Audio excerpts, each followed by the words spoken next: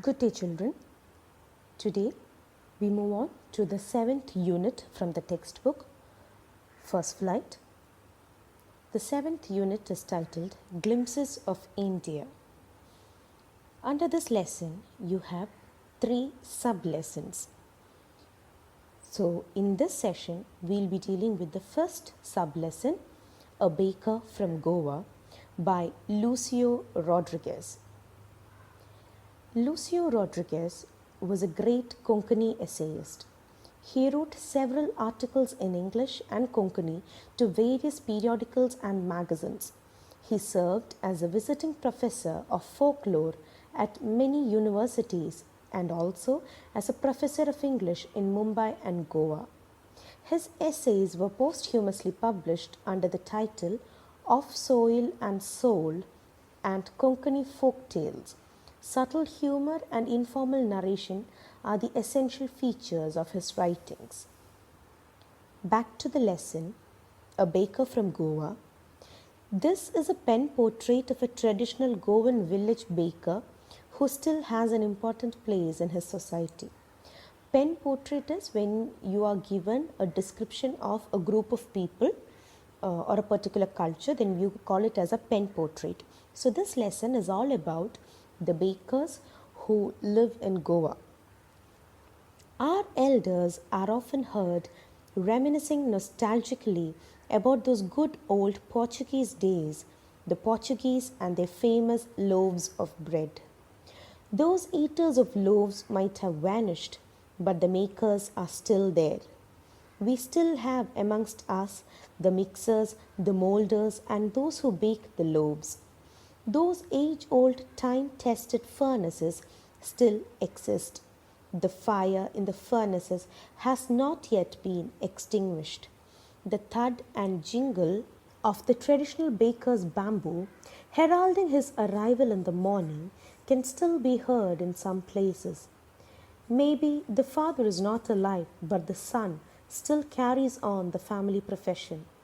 These bakers are even today known as Padar in Goa. So, we are introduced to this group of people known as the bakers.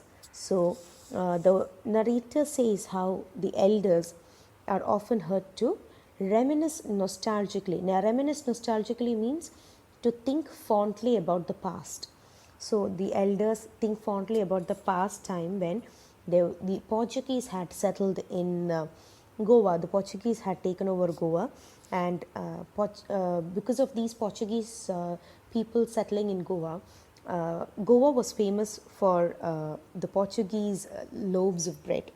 You know, the Portuguese are special for their breads, and so he says how, you know, those eaters of loaves, they might have gone, that is, the Portuguese might have left, but the makers, people who make them, are still there.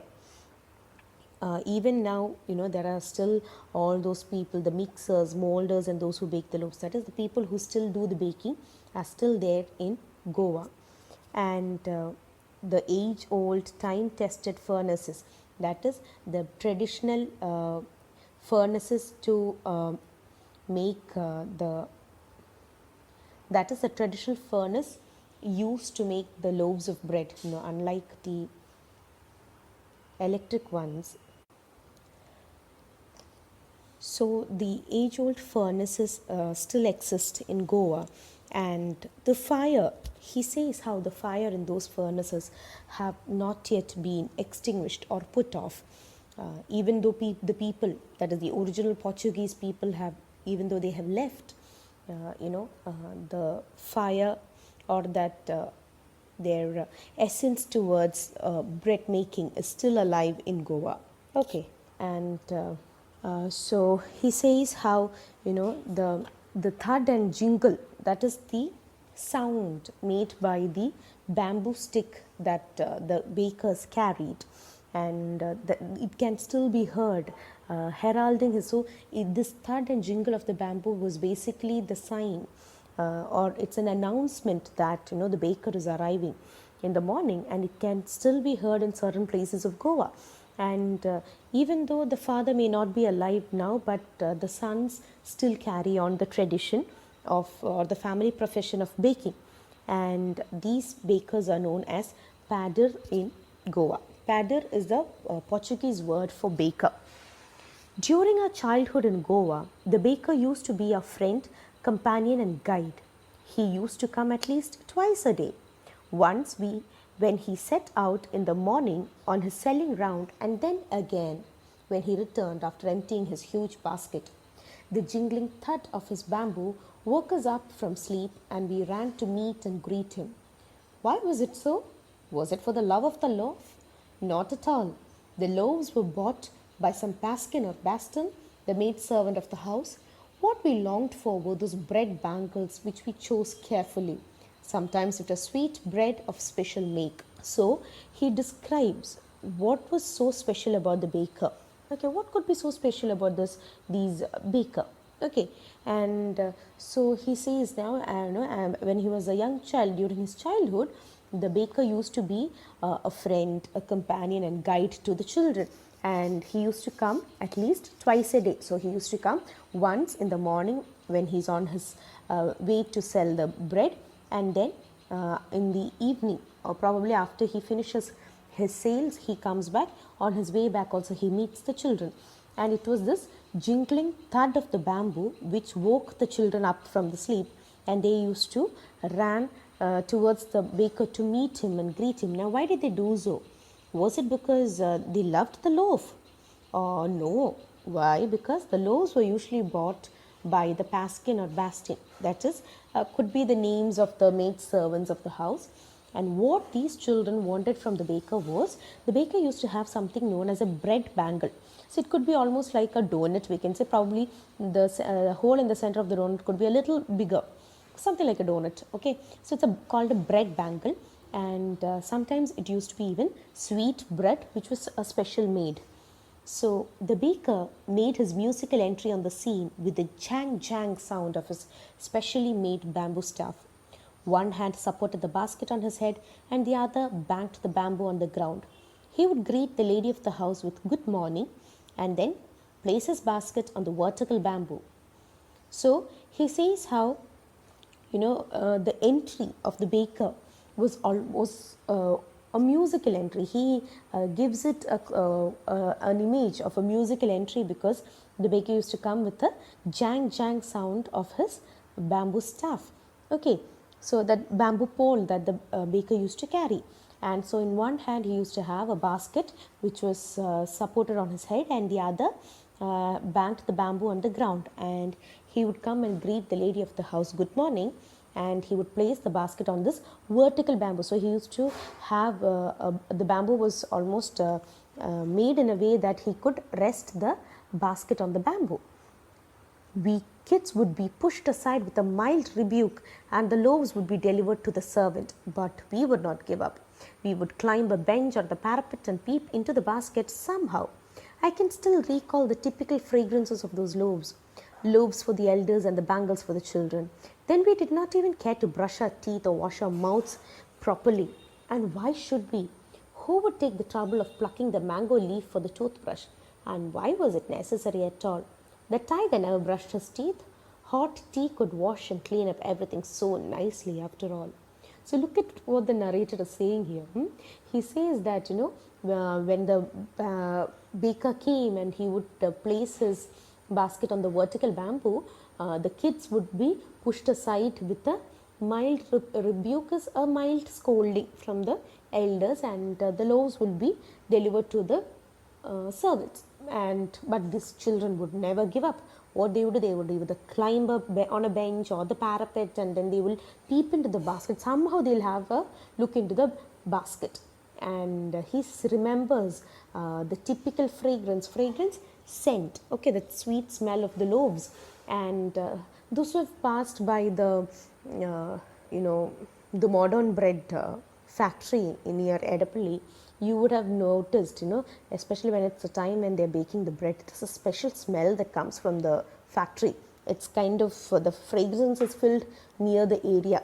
So those who have passed by that area might know it, or if you have passed through in front of a bakery, a Borma bakery, if when they're doing the baking, that fragrance of the bread being baked, oh, that's a very beautiful smell. And he says how, the loaves were for the elders, whereas the bangles were for the children. And he says that, none of them cared to even brush their teeth. And he's like, why should we? Why? Who will just go and take the trouble of plucking the mango leaf and for the toothbrush? Now, in the olden times, people didn't have toothbrush. Toothbrush was not much available, in the olden times. And so what people used to do was, people used to brush their teeth with fresh mango leaves. From the mango tree, they used to pluck mango leaves, and they used to turn that into a brush, and they used to use that to brush their teeth. So he's like, who is going to take all the trouble? Huh? And why was it necessary? Do the tigers brush their teeth? No, right? Then why should we brush our teeth? After all, just a hot cup of tea can wash up and clean up all the dirt in our mouth. So that is more than enough. Okay. Marriage gifts are meaningless without the sweet bread known as the bowl, just as a party or a feast loses its charm without bread. Not enough can be said to show how important a baker can be for a village. The lady of the house must prepare sandwiches on the occasion of her daughter's engagement. Cakes and balinhas are a must for Christmas as well as other festivals. Thus, the presence of the baker's furnace in the village is absolutely essential. So he says how, it is very important that for marriage gifts, it's kind of meaningless if they don't have the sweet bread, which is known as bowl, and the party or the feast kind of loses its charm without bread. So he says that, marriage gifts are kind of meaningless without the sweet bread, which is known as bowl, and the party or the feast kind of loses its charm if bread is not served. And so not much can be said about to show how important a baker can be for a village. A baker is a very important part in a village. So the lady of the house must prepare sandwiches on the occasion of her daughter's engagement. So it was a ritual, and cakes and balinhas are a must for Christmas as well as other festivals. So balinhas are also a type of cookie. It's a type of cookie, Goan cookie. Okay, so cakes and these cookies are very important for Christmas and for other festivals. So therefore, to have the baker's furnace in the village was an essential part for them. Okay, olden times not everybody had oven at home to do the baking. So they used to depend on the baker.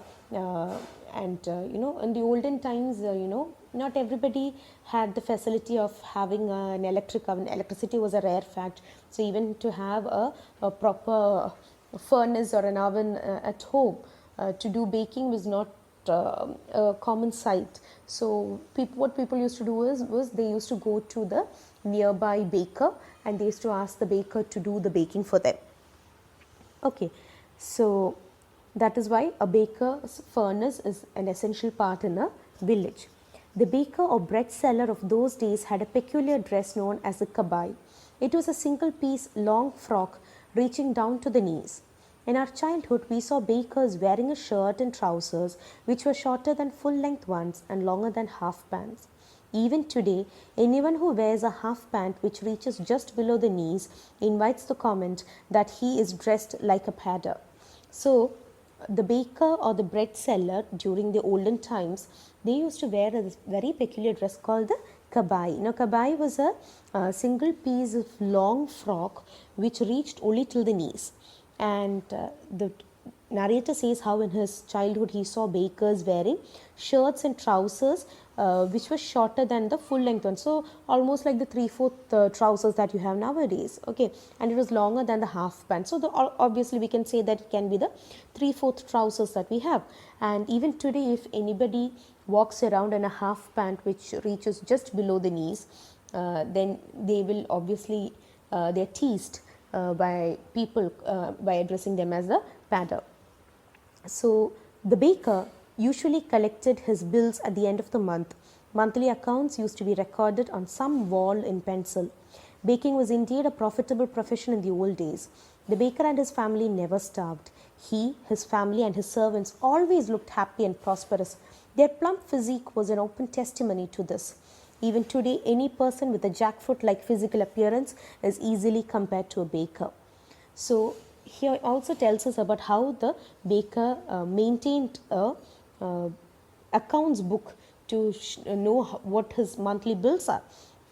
So he used to collect his bills. So every day the bread is brought in every Goan household. So what the baker used to do was the monthly accounts, he used to record it in some wall with pencil. So he probably in that particular house, or maybe he used to record it on the wall with pencil.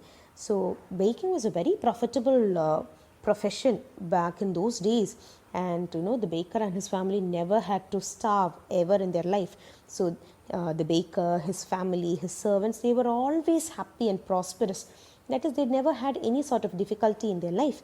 And an open testimony, or a quality to this is that their plump physique or their pleasantly fat body shows that they are very happy and prosperous. And even today, if you go to Goa and if you had a jackfruit like physical appearance, which is like if you are an extremely fat person, then you will be compared to a baker by the Goan people. Okay, so that is a lesson, baker from Goa. Please go through the notes and take it down. Thank you, children.